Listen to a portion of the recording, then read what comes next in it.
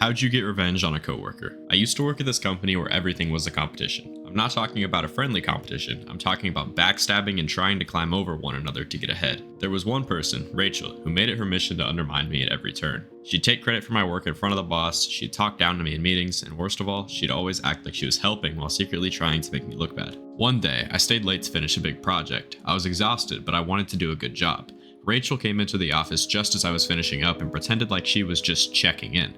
The next day, she presented the work I'd done as if it were her own, and the boss praised her for it. I felt invisible, like I'd been completely erased. I wanted to confront her, but I knew she'd just lie and twist the situation, so I decided to play it differently. I quietly started documenting everything, every email, every conversation, every time she took credit for something I did. It wasn't easy, but I knew I had to have the evidence if I wanted to show the truth.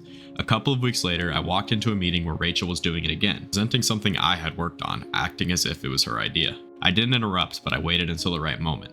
I calmly presented the timeline of events, the emails, the proof that this had happened multiple times before.